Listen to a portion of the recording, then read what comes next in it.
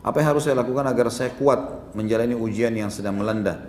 Kadang saya merasa mengapa Allah tega memberikan ujian ini dan saya tidak tahu apa yang saya harus lakukan. Semua manusia dicoba, bukan cuma antum saja. Semua manusia punya cobaan. Ada di sini yang masya Allah dari selama hidup dari kecil sampai sekarang tidak pernah sakit, nggak pernah diganggu orang. Ada? Kalau ada luar biasa silakan tampil di sini. Orang semua dicoba, gitu kan? Ada cobaan yang datang memang untuk meninggikan derajat seorang mukmin. Minimal memberikan pelajaran. Orang kalau dapat cobaan teman-teman sekalian, dia kan jadi lebih pintar. Punya pengalaman, kayak antum pernah dicoba sesuatu apa sama Allah, kemudian sekarang sudah selesai masalahnya. Kita kan jadi tahu, dapat ilmu di situ kan. Jadi kadang-kadang ilmu itu melalui tulisan, kadang-kadang dari pengalaman. Mungkin teman-teman yang sering ikut pelatihan, cara yang paling efektif menanamkan sebuah poin pada seseorang, itu ada pelajaran dengan tulisan dan ada pelajaran dengan praktek lapangan. Praktek lapangan ini punya pengaruh, itu maksudnya pengalaman. Seperti itulah kurang lebih. Memang pengalaman karena itu menjadi ilmu yang luar biasa. Makanya dikatakan pengalaman adalah guru yang paling baik, gitu kan? Karena itu luar biasa.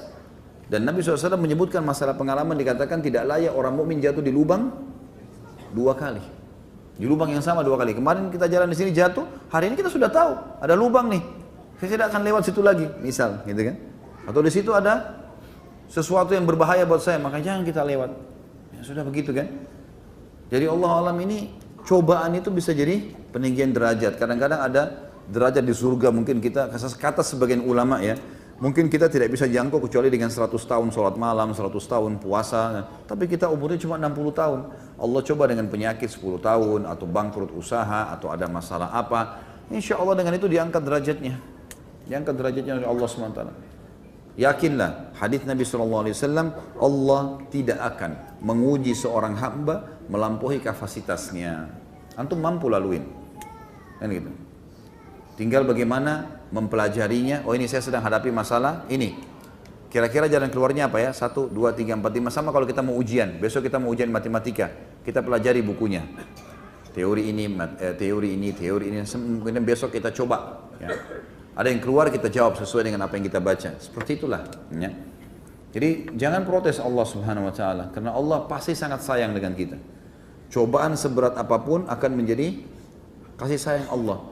Kalau masih ingat saya pernah kasih contoh teman-teman sekalian. Pencuri pun kalau mencuri kemudian ketangkap, kepergok, dikeroyokin. Kalau saya pribadi berbicara, saya mengatakan kasih Allah sayang sama pencuri itu.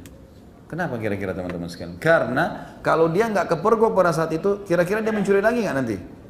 Nah, Allah buat dia kepergok supaya dia kapok. Jangan ulangi lagi.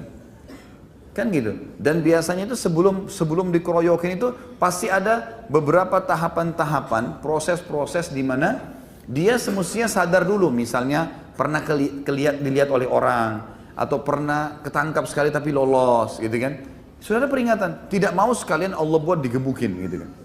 Supaya dia berhenti. Ada orang subhanallah kalau antum pekah, kata sebagian ulama, kalau seseorang pekah mensyukuri nikmatnya Allah, pekah dalam menyelamatkan dirinya dari cobaan-cobaan dengan doa-doa, dengan wirid-wirid yang disunnahkan baginda Nabi SAW, zikir pagi sore, doa-doa yang dibaca, apa saja yang bisa menyelamatkan dirinya dari masalah dibaca, dilakukan sama dia sesuai dengan syariat. Maka orang seperti ini umumnya dia selamat dari macam-macam cobaan. Karena dia sudah lakukan itu. Seperti misalnya perangkat kita sehari-hari teman-teman sekalian adalah sholat 5 waktu, zikir habis sholat, gitu kan. Kemudian apalah rutinitas kita, baca Al-Quran, beberapa ayat Al-Quran, baca zikir pagi sore. Kita sudah punya perangkat-perangkat. Nah orang yang kehilangan perangkat ini, itu yang biasanya jebol, kena, gitu kan. Tapi kalau enggak, insya Allah tidak ada masalah. Dan orang mukmin kalaupun datang cobaan padanya, dia langsung tahu ini pembersihan dosa buat saya atau peninggian derajat, gitu ya. Minimal akan dapat pengalaman untuk bisa kita laluin.